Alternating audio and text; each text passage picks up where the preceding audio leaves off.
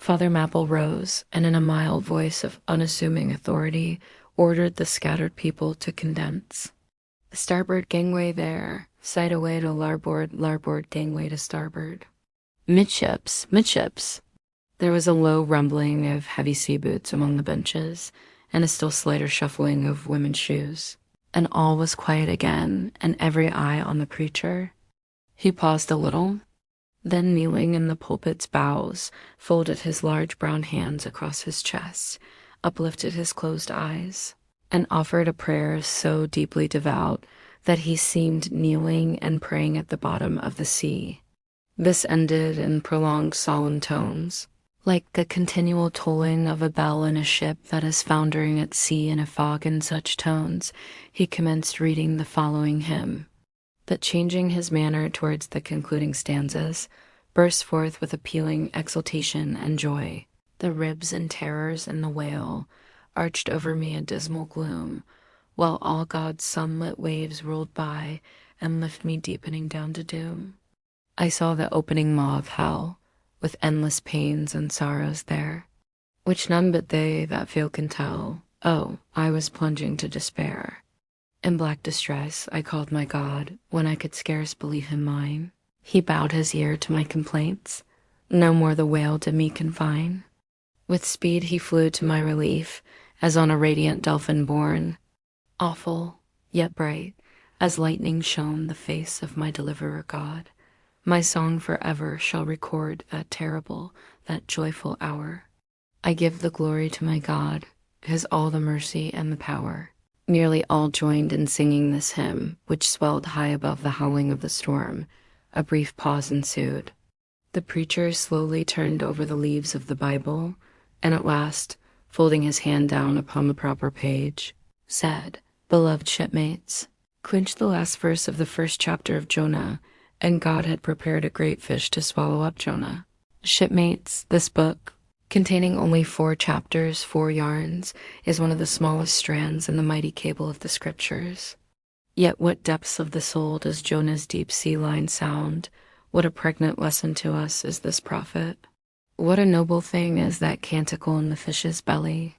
How billow-like and boisterously grand. We feel the flood surging over us. We sung with him to the kelpy bottom of the waters. Seaweed and all the slime of the sea is about us. But what is this lesson that the book of Jonah teaches? Shipmates, it is a 2-stranded lesson. A lesson to us all as sinful men, and a lesson to me as a pilot of the living God. As sinful men, it is a lesson to us all because it is a story of the sin, hard-heartedness, suddenly awakened fears, the swift punishment, repentance, prayers, and finally the deliverance and joy of Jonah.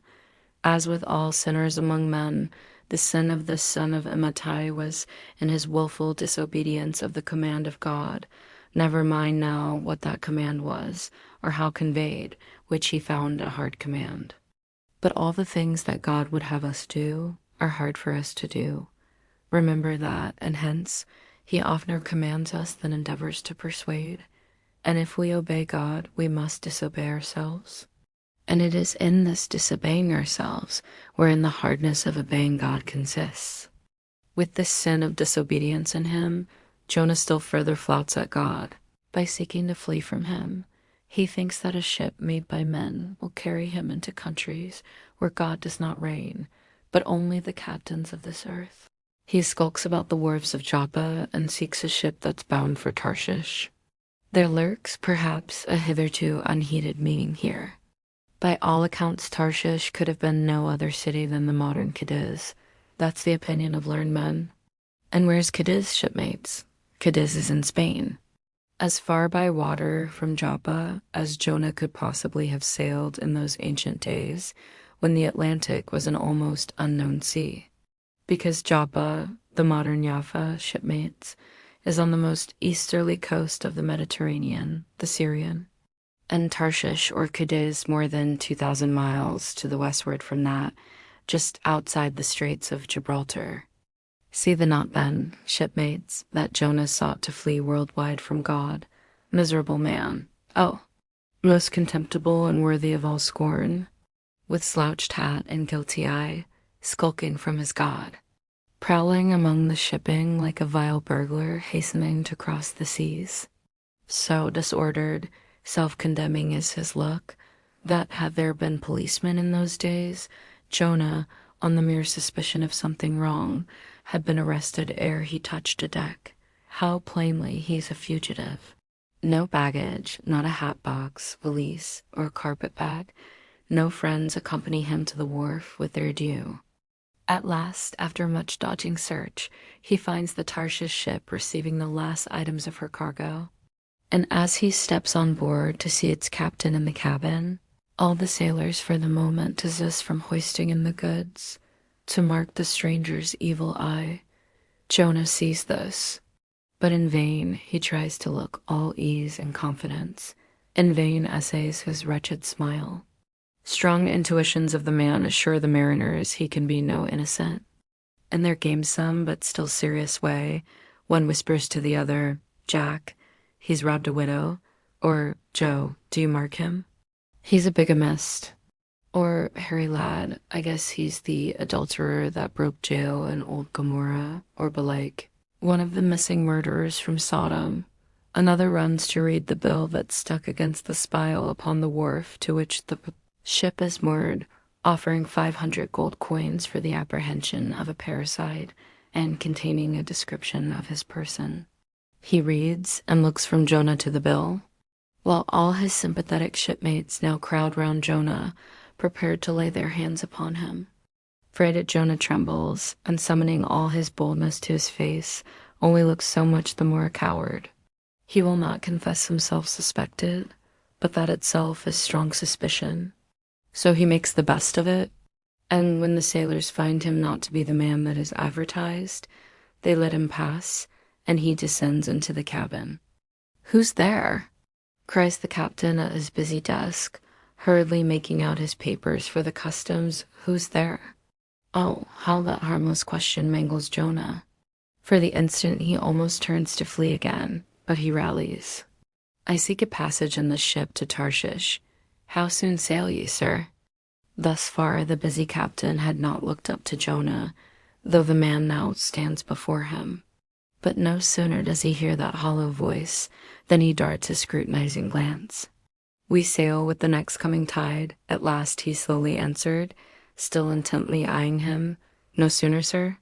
"Soon enough for any honest man that goes a passenger." "Huh. Jonah, that's another stab." But he swiftly calls away the captain from that scent. "I'll sail with he says.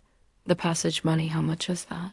"I'll pay now, for it is particularly written, shipmates, as if it were a thing not to be overlooked in this history, that he paid the fare thereof ere the craft did sail." And taken with the context, this is full of meaning. Now Jonah's captain, shipmates, was one whose discernment detects crime in any, but whose cupidity exposes it only in the penniless. In this world, shipmates, sin that pays its way can travel freely and without a passport, whereas virtue, if a pauper, is stopped at all frontiers. So Jonah's captain prepares to test the length of Jonah's purse, ere he judge him openly. He charges him thrice the usual sum, and it's assented to. Then the captain knows that Jonah is a fugitive, but at the same time resolves to help a flight that paves its rear with gold. Yet when Jonah fairly takes out his purse, prudent suspicion still molests the captain. He rings every coin to find a counterfeit. "Not a forger, anyway," he mutters. And Jonah is put down for his passage. "Point out my stateroom, sir," says Jonah now, untravel weary. "I need sleep. Thou lookest like it," says the captain. "There's thy room." Jonah enters and would lock the door, but the lock contains no key. Hearing him foolishly fumbling there, the captain laughs lowly to himself and mutters something about the doors of convict cells being never allowed to be locked within. All dressed and dusty as he is, Jonah throws himself into his berth and finds the little stateroom ceiling almost resting on his forehead. The air is close, and Jonah gasps. Then, in that contracted hold, sunk, too, beneath the ship's waterline, Jonah feels the heralding presentiment of that stifling hour when the whale shall hold him in the smallest of his bowels wards.